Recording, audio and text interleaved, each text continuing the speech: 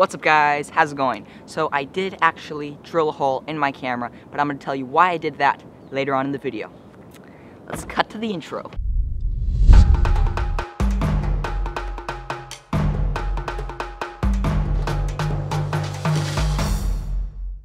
Well guys, welcome back and welcome to this video. Now today I'm going to be doing an in-depth review into the Canon G7X Mark I. This isn't the Mark II, I've never used it so I have no experience using it. But there's a lot of reviews that people review cameras and products after using it for a week or a month or so. And when you use a camera for over 2 years and make hundreds of videos, you learn stuff about the camera that you just can't learn. You won't find out about the camera in 1 week or 2 weeks or a month. So that's what I'm going to be talking about. I'm not going to talk about the specs too much because there's loads of videos on that. I'm going to be talking about some of the problems and how I've managed to fix some of those problems so that the camera keeps on working and me being able to make more videos. Now real quick, we'll go into the specs. It has a 1-inch sensor. The lens is equivalent to a 24 to 100 millimeter f1.8 to f2.8, so the camera is pretty good in low light considering the size and stuff. It has a flip up screen, great for vlogging. I can frame my shot. It does shoot 1080 at 60 frames per second, so I can get fairly good slow-mos. Now, I'm gonna first talk about the stuff I really like about the camera, then I'm gonna talk about what I don't like and how to fix it. So, what things I like. The form factor. Look at how tiny this camera is. It is just tiny. Now, another thing I like is the flip up screen. So if I'm vlogging, I can see myself, make sure I'm in the shot, make sure I'm in focus. Another thing is the ease of use. So I usually shoot in auto because it's just like run and gun, just like film this, film that, on the go. I don't have time for manual settings. But because it's so easy to use, I can pass this to a friend or my mom or my dad or anyone and be like, this is how you turn it on, this is the record button, and then they can film like a third person view shot of me maybe doing something. That way it's not like a camera, like a DSLR with a manual lens and manual aperture and all these crazy settings, and they're like, I'm sorry, I have no idea how to use this. Yeah, the shot was out of focus and overexposed. I'm sorry, I don't know how to use this camera. Whereas with this, I can pass this to someone, they can turn it on, boom, film me, easy. It's in it usually focuses, and the settings are auto. That's why I shoot in auto. One more thing I like is how, because it's so small, it's kind of inconspicuous. Now, I don't really mind vlogging out in public. If people look at me, it doesn't really bother me. It used to, but not anymore. But it's nice having a small camera that doesn't draw that much attention, because maybe I'm out somewhere and I'm alone filming about. If I have a small camera, it doesn't look like a very valuable camera. Even I could have a DSLR with a bigger lens that might be cheaper than this camera, but because the camera's bigger and looks more fancy, more expensive, it looks more valuable. So if I were to place that camera down, there's a better chance of someone trying to snatch it. Whereas this is much smaller, it doesn't look as valuable. Now it is pretty fancy looking, but not as much as like a full-on DSLR with a flip-out screen and all this crazy stuff. Alright, now let's talk about some of the cons of this camera. So, first thing is the microphone. Now the microphone is, you can only use the built-in mic because there is no mic input audio jack, so you can plug in an external microphone, and there's no hot shoe mount to put a microphone. Now, I feel like having an external mic kind of defeats the purpose of the form factor. We'll take a quick break. Let me stretch my legs, kind of getting a cramp here. Legs are getting a little cramped there. And by the way guys, this video was not sponsored by Canon, but this video is sponsored by Storyblocks. You can go to storyblocks.com or click the link in the description to have access to a 7-day free trial, where you'll have access to over 400,000 high-res photos, vectors, and different stuff, all from Storyblocks. Now it's funny, because a few months ago I was working on a project and I needed some images that I just couldn't take myself because of where I live.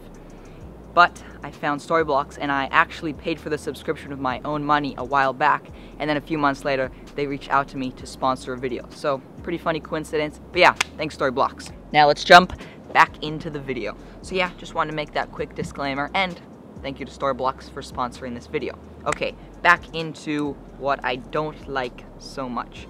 Now, like I said, the mic, you can only use the built-in microphone, and because of the location of the mic, it's on top. Any wind passing by just goes over top. The way if you take a water bottle and go like, you can make like a sound, the same goes for this. because there's just holes in the top of the camera. It makes a lot of like wind noise. It's mallow, it's bad, don't like it. But I figured out how to fix it. You can actually make your own little micro muff. So if you're wondering what this little thing on top of the camera is that looks like a little furry mohawk, this is just a micro muff which I made from a bigger micro muff. So I had this old microphone with this big furry thing, people call it a dead cat. I just cut a little piece to put onto this camera, which doesn't actually affect the bigger microphone because the micro muff is so massive, but it has saved me so many times when I'm out in filming in windy spots.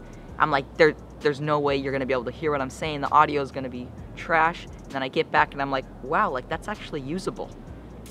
I do have a video on how to make one of these using a little teddy bear, but that was when I was just getting started making these.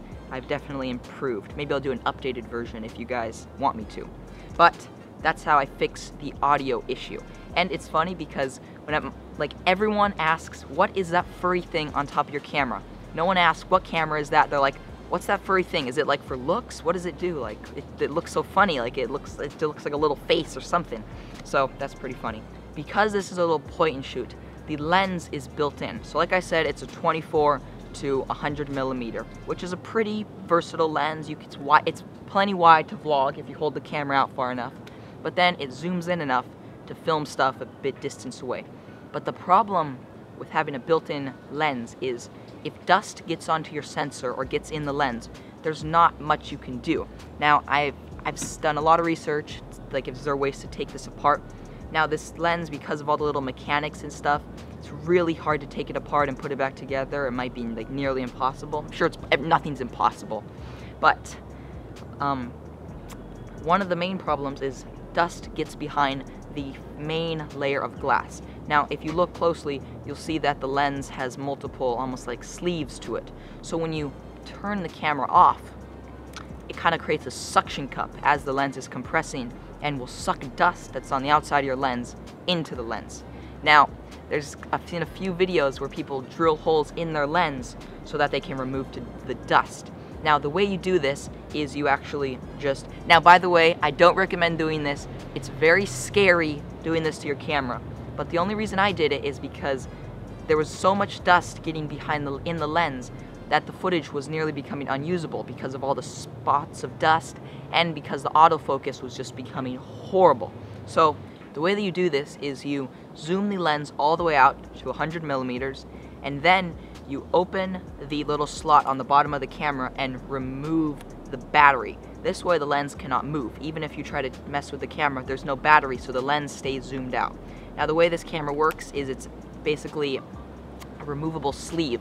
So you pull the sleeve off, and then what I did is I just took a drill and a drill bit and then carefully drilled the hole.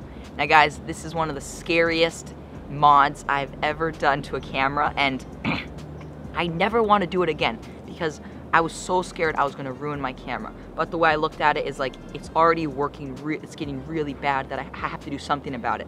Now the reason you do this is because then you can take a Q-tip and slide it through the little slot to clean the interior of the lens. Now this actually helps out a lot because then you can put a vacuum and vacuum some of the dust out. But I have heard some people have concerns about, like, wouldn't drilling a hole in my lens make it so more dust could get in? Now, I haven't had much experience with that, but if more dust does get in, you can just clean it back out. But this doesn't fix the other dust problem. Dust somehow gets into the lens onto the sensor, and I have not figured out a way to access the sensor because the lens is built in. Now with something like a DSLR, you can remove the lens, which would theoretically make the dust problem worse. But because you can remove the lens, you can access the sensor. So even if dust gets on your camera sensor on a DSLR, you can remove the lens, clean it the proper way, however you do that, and remove the dust. So that's one of the downsides of the point and shoot, is if dust gets onto your sensor, it's really difficult or nearly impossible to remove. So here's a few shots that whenever you film in towards like the sky or try to do a time lapse of the clouds or something, you'll see these little spots of dust on the shot.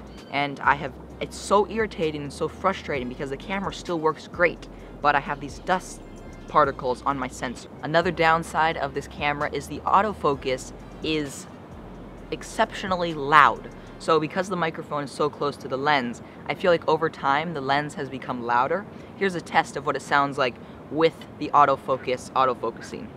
Alright guys, this is the test. I'm just filming with the G7X. As you can probably hear, there is some autofocus noise, especially when I change the shot, the framing of the camera. The autofocus tries to adjust and then you hear this little like which is kind of irritating.